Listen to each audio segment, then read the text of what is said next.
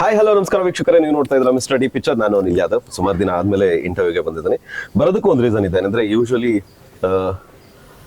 ನಾವು ನಮ್ಮ ಎದುರುಗಡೆ ಇರುವಂತಹ ವ್ಯಕ್ತಿಗಳಿಗೆ ಏನಾದ್ರು ಒಂದು ಮಾತಾಡ್ಸಿದ್ವಿ ಅಂದ್ರೆ ವಿಷಯಗಳು ಹಂಗೆ ಇರಬೇಕು, ಅವ್ರು ಹೇಳುವಂತ ವಿಷಯನೂ ಕೂಡ ನಿಮ್ಗೆ ಅಷ್ಟೇ ಮುಖ್ಯವಾಗಿ ತಲುಪಿಸ್ಬೇಕು ಅನ್ನೋ ಕಾರಣದಲ್ಲಿ ನಾನು ಸುಮಾರು ದಿನಗಳ ನಂತರ ಇಂಟರ್ವ್ಯೂ ಮಾಡ್ತಿದ್ದೀನಿ. If I am not wrong, ಇಲ್ಲಿ ನನ್ನ ಜೊತೆಲಿ ಕುತ್ಕೊಂಡಿದಾರಲ್ಲ ಅದರಲ್ಲಿ ಒಬ್ಬರದ್ದೇ last interview if I am not wrong ಅಂತ ಹೇಳ್ತಾ, ಒಬ್ರು 20s ನಲ್ಲಿ ಹುಡುಗಿರ ಹಾಟ್ ಫೇವ್ರೇಟ್, ಇನ್ನೊಬ್ರು 2020 ಮೇಲೆ ಹುಡುಗಿರ ಹಾಟ್ ಫೇವ್ರೇಟ್ ಆಗಿರುವಂತಹ ವಿರಾಟ್ ಹಾಗೆ ರಘು ಮುಖರ್ಜಿ ಅವರು ಇದ್ದಾರೆ.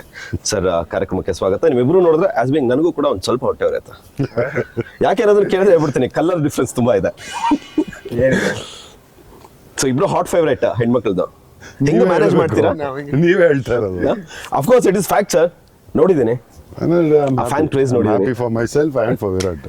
ಖುಷಿ ಸೊ ಹೇಗನ್ಸುತ್ತೆ? Of course it's feel very special. It's nice. ಜನ ಆ ರೀತಿ ಪ್ರೀತಿ ತೋರಿಸಿದಾಗ ನಾವು ಈ ಕೆಲಸ ಮಾಡೋದೇ ಅದಕ್ಕೆ ತಾನೆ. ಏನಕ್ಕೆ ಈ ಮಾತು ಹೇಳ್ತಿದ್ದೀನಿ ಅಂದ್ರೆ, ಎಷ್ಟೋ ರಂಗದಲ್ಲಿದೆ ಜನರು ಪ್ರೀತಿ ಗಳಿಸ್ಬೇಕು ಅಂದ್ರೆ ದುಡ್ಡು ಖರ್ಚು ಮಾಡೋದಿದೆ. ಬಟ್ ಇದೊಂದೇ ಚಿತ್ರರಂಗ ಅನ್ಕೊಂತೀನಿ, ನಿಮಗೆ ದುಡ್ಡು ಕೊಡೋದಲ್ಲದೆ ಜನ ನಿಮ್ಮನ್ನ ಮನೆ ಮಕ್ಕಳಾಗಿ ಪ್ರೀತಿ ಮಾಡುವಂಥದ್ದು. ಈ ಅವಕಾಶ ಎಲ್ರಿಗೂ ಸಿಗಲ್ಲ, 100ಕ್ಕೆ ಒಬ್ರಿಗೆ ಸಿಕ್ಕರೆ ಹೆಚ್ಚು. ಅಂತ ಒಂದು ಪೊಸಿಷನ್ ಅಲ್ಲಿ ಇಬ್ರು ಇತ್ಕೊಂಡು ಇಂಡಸ್ಟ್ರಿನಲ್ಲಿ ಹೋಗ್ತಾ ಇದ್ದೀರಾ. ಅದೇ, ಒಬ್ಬ ಕಲಾವಿದ ಆಗಬೇಕು, ಕಲಾವಿದ ಆಗಿ ಉಳ್ಕೋಬೇಕು ಅಂದರೆ ಅದು ಹಣೆಯಲ್ಲಿ ಬರೆದಿರಬೇಕು. ಎಲ್ಲರ ಕೈಲೂ ಆಗಲ್ಲ. ಅದು ಆಗಿ ಬರಲೇಬೇಕು. I believe in that. Anu also believes in that. ಯಾಕಂದರೆ ತುಂಬ ಜನ ಏನೋ ಒಂದು ಕಷ್ಟಪಟ್ಟು ಏನೋ ಮಾಡಿ ಒಂದು ಸಿನಿಮಾ ಮಾಡಿಬಿಡ್ಬೋದು. ಬಟ್ ಸಿನಿಮಾ ಬಂದು ಮತ್ತೆ ನೀವು ಸಿನಿಮಾ ಮಾಡಿ ಸಿನಿಮಾ ಇಂಡಸ್ಟ್ರಿಯಲ್ಲಿ ಉಳ್ಕೊಳ್ಳೋದು, ಜನಕ್ಕೆ ಹತ್ರ ಆಗೋದು, ಜನ ನಿಮ್ಮನ್ನು ಗುರ್ತಿಸೋದು, ಇದೆಲ್ಲ ತುಂಬ ಕಷ್ಟ. ಎಸ್ಪೆಷಲಿ ಈಗಿನ ಟೈಮಲ್ಲಿ ಏನು ಬಟ್ಟೆ ಚೇಂಜ್ ಮಾಡ್ದಂಗೆ ಆರ್ಟಿಸ್ಟ್ಗಳು ಚೇಂಜ್ ಆಗ್ಬಿಡ್ತಾ ಇದ್ದಾರೆ. ಸೊ ಆವಾಗಿನ ಟ್ರೆಂಡ್ ಬೇರೆ ಇತ್ತು, ಇವಾಗಿನ ಟ್ರೆಂಡ್ ಬೇರೆ ಇದೆ. ಬಟ್ ಜನ ಪ್ರೀತಿ ಕೊಡ್ತಾರಲ್ಲ, ಅದು ಐ ಡೋಂಟ್ ಥಿಂಕ್ ನೀವು ಎಷ್ಟು ದುಡ್ಡು ಕೊಟ್ಟರು ಅದು ಬರಲ್ಲ. ಅದು ಯಾಕಂದರೆ ಪ್ರತಿ ಎನಿ ಡಿಪಾರ್ಟ್ಮೆಂಟ್ ಏನಂದರೆ ಜನರಲ್, ನೀವೊಂದು ಅರ್ಬನ್ ಸಿಟಿ ತೊಗೊಂಡ್ರು ಅದೇ ಥರ ರೆಸ್ಪಾನ್ಸ್ ಸಿಗುತ್ತೆ. ನಾವೊಂದು ಊರ ಕಡೆ ಹೋದ್ರು, ಯಾವುದೋ ಹಳ್ಳಿಗೆ ಹೋದ್ರು ಅದೇ ಥರ ಪ್ರೀತಿ ತೋರಿಸ್ತಾರೆ. That's unanimous. ಇಟ್ ಈಸ್ ಈ ಒಂದು ಗ್ರಾಫ್ ಥರ ಅದು. ಆ ಪ್ರೀತಿ ಅಂತೂ ಮೊನ್ನೆ ಎಲ್ಲೋ ಹೋಗಿದ್ದೆ. ನಾನು ಮೊನ್ನೆ ಸಕಲೇಶ್ಪುರ್ಗೆ ಹೋಗ್ತಾ ಇದ್ದೆ. ಆ್ಯಂಡ್ ಅನುಗೆ ಈ ಶುಗರ್ ಕೇನ್ ಜ್ಯೂಸ್ ತುಂಬ ಇಷ್ಟ, ಕಬ್ಬಿನ ಹಾಲು ತುಂಬ ಇಷ್ಟ. ಹಾಸನ್ ಪಾಸ್ ಆಗ್ತಾ ಇದ್ವಿ. ಹೈವೇಗೆ ಲೆಫ್ಟ್ ಸೈಡಲ್ಲಿ ಒಬ್ಬರು ಒಂದು ಮಿಷಿನ್ ಬರುತ್ತಲ್ಲ, ಅದು ಹಾಕ್ಕೊಂಡು ಒಂದು ಸೈಡ್ ಕುಡಿಯೋಣ ಶುಗರ್ ಕೇನ್ ಜ್ಯೂಸ್ ಬಾ ಅಮ್ಮ ಅಂತ ವಿ ಸ್ಟಾಪ್ಡ್. ಏನಿಲ್ಲ ಅಂದರೂ ಒಂದು 15 ಜನ ಬಂದರು. ಅಲ್ಲಿ ಪಾಸ್ ಆಗ್ತಾಯಿದ್ರು ಹೈವೇಲಿ, ಮೋಟರ್ ಸೈಕಲಲ್ಲಿ, ಕಾರಲ್ಲಿ. ತಿರ್ಸ್ಕೊಂಡು ಬಂದು, ಸರ್ ಮೇಡಮ್ ನಮ್ಮ ಊರಿಗೆ ಬಂದಿದ್ದೀರಾ, ಬನ್ನಿ ಕುಡೀರಿ ಚೆನ್ನಾಗಿದೆ ಅಂತ ಅವರೇ ದುಡ್ಡು ಕೊಡೋ ಬಂದು. ನಾನು ಹೇಳೋದು, ಇಲ್ಲಪ್ಪ ನಾವು ನಿಮ್ಮೂರಿಗೆ ಬಂದು ನೀವೆಲ್ಲ ನಮ್ಮ ಜೊತೆ ಕುಡೀರಿ. See that is the love they all show. Simple ಆಗಿ ಹೇಳಬೇಕು ಅಂದರೆ ಸರ್, ಒಬ್ರು ಡಿಜಿಟಲ್ ಅನ್ನೋವಂಥ ಟ್ರೆಂಡ್ ಶುರುವಾಗೋ ಮುಂಚೆನೆ ಈ ಪ್ರೀತಿನ ನೋಡಿದ್ರು, ಇನ್ನೊಬ್ರು ಡಿಜಿಟಲ್ ಯುಗದಲ್ಲಿ ಹಿಂಗೆ ಕಳೆದೋಗ್ತಾರೆ. ಬಟ್ ಅಂಥದ್ದಲ್ಲೂ ಕೂಡ ಆ ಪ್ರೀತಿ ನಿಮಗೆ ದಿನ ದಿನ ಜಾಸ್ತಿ ಆಗ್ತಿದೆ. ಇಬ್ರು ಕೂಡ ಒಂದೊಂದು ಎರಾದಲ್ಲಿ ಜನರು ಪ್ರೀತಿನ ಗಳಿಸಿರೋರು. ನಿಮ್ಮ ಪ್ರಕಾರ ಹೇಳೋದಾದ್ರೆ, ಯಾಕಂದ್ರೆ ಹೇಳ್ತಿದ್ದಿಲ್ಲ, ಡಿಜಿಟಲ್ ಅಲ್ಲಿ ದಿನಕ್ಕೊಬ್ಬೊಬ್ರು ಹೀರೋ ಆಗ್ತಾರೆ. ಇವತ್ತು ಬಂದವರು ಇವತ್ತು ಸಾಯಂಕಾಲಕ್ಕೆ ಇರ್ತಾರೋ ಇಲ್ವಾ ಗೊತ್ತಿಲ್ಲ. ಬಟ್ ಆದ್ರೆ ನೀವು ಆ ಟ್ರೆಂಡ್ ಅನ್ನ, ಆ ಪ್ರೀತಿನ ಡೈಲಿ ಇನ್ಕ್ರೀಸ್ ಮಾಡ್ಕೊಂತಾನೆ ಹೋಗ್ತಿದ್ದೀರಾ. ನಾನು ಒಂದ್ ನಂಬಿರೋದೇನಂದ್ರೆ, I feel I am blessed. ಯಾಕಂದ್ರೆ ಈ ತರ ಪೊಸಿಷನ್ ಅಲ್ಲಿ ಇವತ್ತು ಸಿನಿಮಾಗಳು ಮಾಡ್ತಾ ಇರೋದಕ್ಕೆ ಎಲ್ಲದಕ್ಕಿಂತ ಜಾಸ್ತಿ ದೇವ್ ಬ್ಲೆಸ್ಸಿಂಗ್ಸ್ ಬೇಕು. ಇನ್ನೊಂದು ನಾವು ಮಾಡೋ ಕೆಲಸಗೆ ಹಾನೆಸ್ಟ್ ಅಂಡ್ ನಿಯತ್ತಾಗಿರ್ಬೇಕು. ಐ ಆಲ್ವೇಸ್ ಫೀಲ್ ನಾವು ಸ್ಕ್ರೀನಿಗೆ ನಿಯತ್ತಾಗಿದ್ರೆ ಸ್ಕ್ರೀನ್ ನಮಗೆ ನಿಯತ್ತಾಗಿರುತ್ತೆ ಅಂತ. ಬಿಕಾಸ್ ನಾವ್ ಏನನ್ನ ತುಂಬಾ ಇಷ್ಟಪಡ್ತೀವಿ ಅದು ನಮ್ ಜೊತೆ ಇದ್ದೇ ಇರುತ್ತೆ. ಯಾಕಂದ್ರೆ ಎಲ್ಲೋ ಜರ್ಮನಿಯಲ್ಲಿ ನಾನು ಇಂಜಿನಿಯರ್ ಆಗಿದ್ದೆ, ಅಲ್ಲಿ ಕೆಲಸ ಮಾಡ್ತಿದ್ದೆ. ಸೊ ಹ್ಯಾಂಬರ್ಗ್ ಇಂದ ಇಲ್ಲಿಗೆ ಜರ್ನಿ ನನಗೆ ಇಲ್ಲಿ ಯಾರು ಗೊತ್ತಿರಲಿಲ್ಲ sir. No connection. So there is ಒಂದು ಸೇಯಿಂಗ್ ಇದೆ, if you believe something very strong ಅಂದ್ರೆ ಏನನ್ನ ನೀವು ತುಂಬಾ ನಂಬಿದ್ರೆ ನೇಚರೇ ವೇ ಕ್ರಿಯೇಟ್ ಮಾಡುತ್ತೆ ಅಲ್ಲಿಗೆ ಹೋಗೋದಕ್ಕೆ. ಸೊ ಅಲ್ಲಿಂದ ಕೆಲಸ ಬಿಟ್ಟು ಇಂಡಿಯಾಗೆ ಬಂದು ಯಾರನ್ನ ಮೀಟ್ ಮಾಡೋದು, ಎಲ್ಲೋ ಅದೊಂದು ಲೀಡ್ ಆಗೋದು, ರಂಗಾಯಣಕ್ಕೆ ಸೇರ್ಕೊಳ್ಳೋದು, ರಂಗಾಯಣದಿಂದ ಯಾರೋ ಸಿಕ್ಕಿ ಅಲ್ಲಿಂದ ಸೀರಿಯಲ್ಗೆ ಬರೋದು. ಸೊ ಒಂದು ನೇಚರೇ ವೇ ಕ್ರಿಯೇಟ್ ಮಾಡುದು ಸರ್.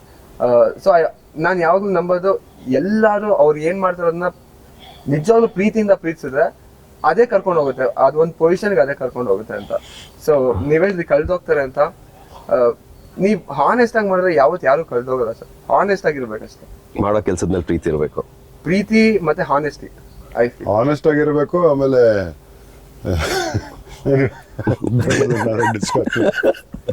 ಸರ್ ಏನ್ ಹೇಳಕ್ ಹೋದ್ರೆ ಏನ್ ಬೇರೆ ಏನೋ Okay, fine. ಬೇಡ ಬೇಡ. ಇಷ್ಟೆಲ್ಲ ಇದ್ಮೇಲೂ ಕೂಡ ನೀವು ನಿಮ್ಮನ್ನ ಇಷ್ಟಪಡುವಂತ ಆಡಿಯನ್ಸ್ಗೆ ನೀವು ಮೋಸ ಮಾಡ್ತಿದ್ರಲ್ಲ, ಸರಿ ಅನ್ಸುತ್ತಾ? ಯಾವ ರೀತಿ ಸರ್? ಸರ್ ಸೀರಿಯಲ್ ಮಾಡ್ತೀರಾ, ಜೊತೆಲಿ ಇನ್ನೊಂದು ಸೀರಿಯಲ್ ಮಾಡ್ತೀರಾ, ಜನ ತುಂಬಾ ಇಷ್ಟಪಡ್ತಾರೆ. ಕಟ್ ಮಾಡಿದ್ರೆ ವಿರಾಟ್ ಎಲ್ಲಿ ಹೋಗ್ತಾರೆ ಅಂದ್ರೆ ಕಿಸ್ ಸಿನಿಮಾ ಮೂಲಕ ಇಂಡಸ್ಟ್ರಿಗೆ ಬರ್ತೀರಾ. ಕಿಸ್ ಸಿನಿಮಾ ರಿಲೀಸ್ ಆಗುತ್ತೆ.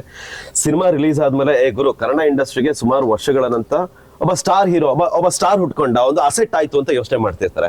ಕಿಸ್ ಆದ್ಮೇಲೆ ವಿರಾಟ್ ಅವ್ರ ನೆಕ್ಸ್ಟ್ ಸಿನಿಮಾ ಯಾವ್ದು ಅಂತ ವೇಟ್ ಮಾಡ್ತಿದ್ರೆ ಲಾಂಗ್ ಗ್ಯಾಪ್ ಮೇಲೆ ಬರ್ತಿದ್ದೀರಾ. ಸೊ ಏನಕ್ಕೆ ಈ ಮಾತನ್ನ ಹೇಳ್ತಿದ್ದೀನಿ ಅಂದ್ರೆ, ನಾನು ಒಂದು ಚಿತ್ರರಂಗದ ನಾನೊಬ್ಬ ಬೀಂಗ್ ಅ ಪಾರ್ಟ್, ನಾವು ಡಿಜಿಟಲ್ ಆಗಿದ್ರೆ ಬೀಂಗ್ ಅ ಪಾರ್ಟ್ ಅಂತ ಹೇಳಿ ಕೇಳೋದಾದ್ರೆ, ಸ್ಟಾರ್ಸ್ಗಳು ವರ್ಷಕ್ಕೆ 1-2 ಸಿನಿಮಾ ಮಾಡ್ತಾ ಇದ್ರೆ ಸುಮಾರು ಫ್ಯಾಮಿಲೀಸ್ಗಳು ನಡೀತಾ ಇರುತ್ತೆ. ಏನಕ್ಕೆ ಸುಮಾರು ಜನ ಹೊಸಬ್ರು ಬರ್ತಾರೆ, ಸುಮಾರು ಜನ ಹೀರೋ ಹಾಕಾಗಲ್ಲ, ಯಾರೋ ಅಪರೂಪಕ್ಕಾಗೋದು. ಆ ಒಂದು ಅವಕಾಶ, ಒಂದು ಪ್ರೀತಿ ಜನ ನಿಮಗೆ ಕೊಟ್ರು. ಬಟ್ ವಿರಾಟ್ ಅವ್ರ ಕಿಸ್ ಆದ್ಮೇಲೆ ರಾಯಲ್ ಮೂಲಕ ಬರೋದಕ್ಕೆ 2-3 ವರ್ಷ ಬೇಕಾಯ್ತು. ಯಾಕೆ? ನಿಯರ್ ಬೈ 4 ವರ್ಷ. ಯಾಕೆ ಲೇಟ್ ಆಯ್ತು ಸರ್? ಕೆಲವು ಗ್ಯಾಪ್ ನಾವು ತಗೊಳ್ಳೋದಲ್ಲ, ಅದಾಗಿದೆ ಬರೋದು ಕೆಲವು ಗ್ಯಾಪ್.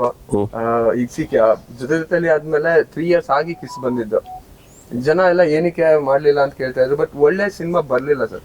ಅಂದ್ರೆ being an outsider, back ground ಇಲ್ಲದೆ ನಾವೆಲ್ಲ ಸ್ಟಾರ್ಟ್ ಮಾಡ್ಬೇಕಾದ್ರೆ ಐ ಬಿಲೀವ್ ಎಷ್ಟು ತಂದ್ರಿ ಅನ್ನೋದಕ್ಕಿಂತ ಏನ್ ತಂದ್ರಿ ಅನ್ನೋದು ಇಂಪಾರ್ಟೆಂಟ್ ಆಗುತ್ತೆ. ಕಿಸ್ ಮಾಡೋದ್ರ ಬದಲು ನನ್ಗೆ ಅವತ್ತು ಬಂದಿದ್ದು ಬೇರೆ ಚಿತ್ರಗಳು ಮಾಡ್ಕೊಂಡ್ಬಂದ್ರೆ ಜರ್ನಿ ಬೇರೆ ಇರೋದು. ಸೊ ಯಾವುದೇ ಜರ್ನಿಯಲ್ಲಿ there is a saying 1 degree difference ಅಂತ ಇದೆ. ನನ್ ಕಿಸ್ ಮೂವಿ ಮಾಡಿದಕ್ಕೆ ನನ್ 1 degree ಡಿಫ್ರೆನ್ಸ್ ಏನಂತಂದ್ರೆ, ಒಂದು ಬೋಟ್ ಒಂದು ಸಿ ರೂಟ್ ಅಲ್ಲಿ ಹೋಗ್ಬೇಕಾದ್ರೆ ಅದು ಜಸ್ಟ್ ಮೂವ್ ಆಗೋದು ಬರೀ 1 degree ಅಂತೆ. ಆ 1 degree ಮೂವ್ ಆಗೋದು ಬೇರೆ ಕಾಂಟಿನೆಂಟ್ ಗೆ ರೀಚ್ ಆಗೋಗುತ್ತೆ. ಸೊ ನಾವು ಮಾಡೋ ಸಿನಿಮಾ, ನಾವು ಮಾಡೋ ಸ್ಟೆಪ್ಸ್ ನಮ್ದು ನೆಕ್ಸ್ಟ್ ಡೆಸ್ಟಿನೇಷನ್ ಏನ್ ಮಾಡುತ್ತೆ, ಡಿಸೈಡ್ ಮಾಡುತ್ತೆ. ಸೊ ಅಲ್ಲಿ ಸೀರಿಯಲ್ಸ್ ಯಾವ್ದಾದ್ರು ಬಂತು ಒಪ್ಕೊಳ್ದೆ ಕಿಸ್ ಸಿನಿಮಾ ಮಾಡಿದೆ, ಹಿಂಗೆ ಲಾಂಚ್ ಆಗ್ಬೇಕು, ಇದೇ ತರ ಆಗ್ಬೇಕಂತ. ಇಂಜಿನಿಯರ್ ಅಲ್ಲ ಸರ್ ನಾನು. ಸೊ ಅದಕ್ಕೆ ಕನ್ನಡ ಇಂಡಸ್ಟ್ರಿಲಿ ಯಾರ್ಯಾರು ನ್ಯೂ ಕಮರ್ಸ್ ನ ಲಾಂಚ್ ಮಾಡೋದು, Yogaraj Bhat sir, AP Arjun sir, ಈ ತರ ಲಿಸ್ಟ್ ಮಾಡೋದು. ಸೊ ಅದ್ರಲ್ಲಿ ಒಬ್ಬರಿಂದ ಬೀಳೋದು. ಇವ್ ಕರೆಕ್ಟ್ ಆಗಿ ಎಲ್ಲ ಲಿಸ್ಟ್ ಹಾಕೊಂಡಿದ್ದಾನೆ, ಯಾರ ಜೊತೆ ನೆಕ್ಸ್ಟ್ ಸಿನಿಮಾ ಮಾಡಬೇಕು, ಬರ್ತೀನಿ. ಯಾವ ಸಿನಿಮಾ ಮಾಡಬೇಕು. ಪಕ್ಕ is not ordinary, is extra ordinary. Brilliant ಇದಾನೆ. ಓಕೆ, ಇಲ್ಲ ಅಂದ್ರೆ ಏನಾಯ್ತಂದ್ರೆ, ಬಿಕಾಸ್ ನಂಗೆ ಇಂಡಸ್ಟ್ರಿ ಗೊತ್ತಿರ್ಲಿಲ್ಲ. So I just started like that. ಗೊತ್ತಿಲ್ಲ ಅಲ್ಲ, ಚೆನ್ನಾಗ್ ಗೊತ್ತಿದೆ ಇಂಡಸ್ಟ್ರಿ ಬಗ್ಗೆ.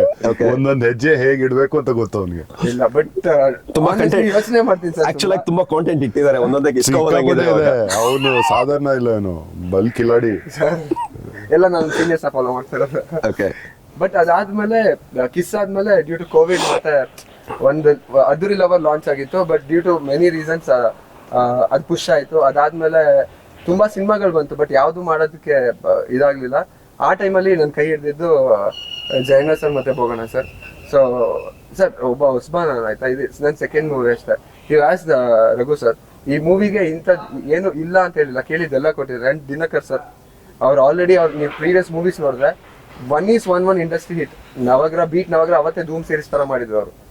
ಅದಾದ್ಮೇಲೆ ಸಾರಥಿ ಆಲ್ ಟೈಮ್ ಫ್ಯಾಮಿಲಿ ಹಿಟ್. ಇವಾಗ ರಾಯಲ್ ಮಾಡ್ತಾ ಇದ್ರಲ್ಲ ಸರ್, ಒಂದು ಸ್ಟಾರ್ಗೆ ಏನೇನು ಖರ್ಚು ಮಾಡಿ ಯಾವ ತರ ಸೀಕ್ವೆನ್ಸ್ ಮಾಡಬೇಕು ಆ ತರ ಮಾಡಿದ್ದಾರೆ. ಸೊ ಐ ಆಮ್ ಬ್ಲೆಸ್ಡ್ ಅಷ್ಟೇ ಸರ್.